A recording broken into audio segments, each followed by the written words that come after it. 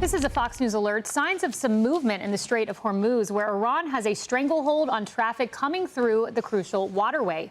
We are learning a total of 8 ships, including 2 oil tankers, have passed through that strait in the 2 days since the ceasefire started. Now, under normal circumstances, an average of 120 to 150 ships pass through the Strait of Hormuz daily, but some movement we are seeing. Now, this comes as President Trump continues to push diplomacy with Iran as he keeps our military locked and loaded in the region. Posting this earlier, all U.S. ships, aircraft, and military personnel with additional ammunition, weaponry, and anything else that is appropriate and necessary for the lethal prosecution and destruction of an already substantially degraded enemy will remain in place in and around Iran until such time as the real agreement reached is fully complied with.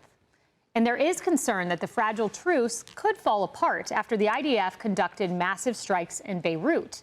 Israeli Prime Minister Benjamin Netanyahu saying this last hour, quote, in light of Lebanon's repeated request to open direct negotiations with Israel, I instructed the cabinet yesterday to begin direct negotiations with Lebanon as soon as possible. The negotiations will focus on the disarmament of Hezbollah and the regulation of peaceful relations between Israel and Lebanon.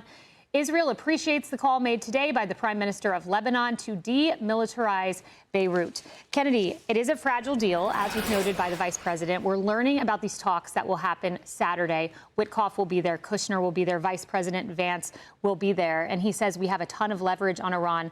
I think it's great to have the Vice President's voice in the room. He apparently was instrumental in this ceasefire coming about. I think the fact that he is leading the negotiations with Messieurs Witkoff and Kushner. It's a very good sign because I feel like Witkoff and Kushner together have been one of the strongest forces in the administration.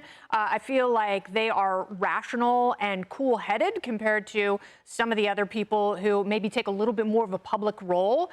And the fact that they do things without addressing everything at a press conference every single time, I think is a benefit for the negotiation process. I hope they are successful. I hope they reach a long-term deal. I don't have a ton of faith in that because, as we have seen, Iran just in the last day, the way they are popping off and goading the United States and goading Israel.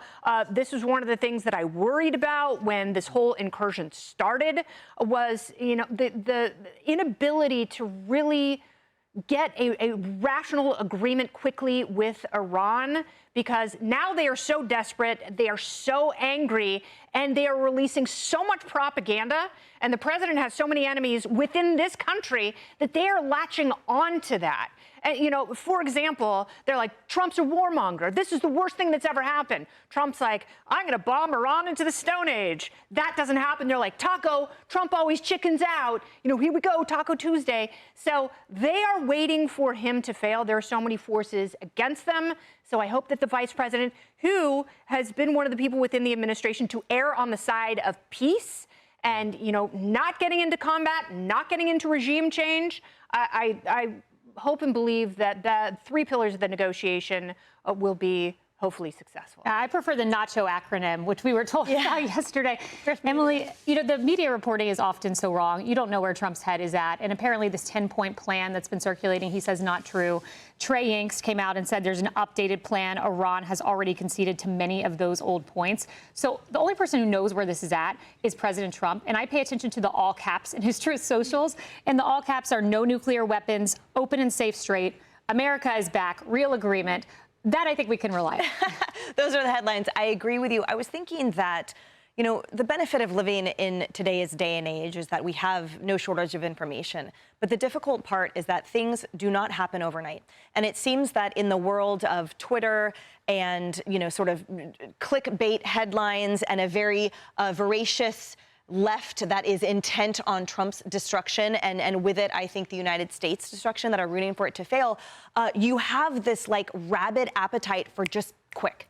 But the reality is things happen a little bit longer than that. And I think we are in the time now where the measured approach of Steve Witkoff and Jared Kushner, the value of that cannot be overstated. That deals don't happen overnight, that this is an enemy bent on destroying us, whose entire identity is bent on the destruction of the West. And it's complicated. And it's far more nuanced than a short segment can describe. And all that to say, is that what I do have faith in is that we are in the best hands possible, that this is a commander-in-chief that has finally prioritized American interests and the safety of our military, that has not just capitulated or kicked the can down the road, but actually values making an impact for the betterment of this country. So in this interim time, yes, I have many questions. I also note that while we are absolutely yoked equally with Israel in this, our ally, period, end of story, there might be different objectives that they are seeking. And so in our assessment of this foreign conflict, you know, we might pull out at a different point. We might have objectives satisfied at a different point and different objectives than them, which guides our decisions. But the point remains that I have faith in the commander-in-chief. I have faith in our emissaries that are dealing with the foreign negotiations, but I don't have faith in Iran. So this peace, it will be stabilized, I know, eventually, but I'm not going to, you know, condemn or celebrate overnight like the left wants us to, because I will wait for the measured conclusion. David, we also wait to see what happens with NATO. And Caroline, I was just going to say that. Yeah, Caroline Leavitt said yesterday that Trump would likely bring up leaving NATO. Mark Rutte was pressed about that twice after the meeting. He sidestepped the question, interestingly. Some pontificate, because Trump cannot get out unilaterally, he needed a two-thirds vote of the Senate, that he would do this. And now there's Wall Street Journal reporting to that effect. Trump team explores punishment for NATO countries that didn't support the Iran war. Socialist-led Spain may be the first. Absolutely. Well, they're not only feckless, but they are actively thwarting our operations. I mean, they're preventing our military, mostly our planes, to get into their bases in order. And these are bases, by the way, that we pay for in Europe and in other places, other territories of the UK and Italy and France. I mean, first of all, the market's turned around today on the good news that a couple of ships went through. It started out very negative, and it's now positive in all three indexes. So that's pretty good stuff. But the bottom line is the European economies are doing very badly because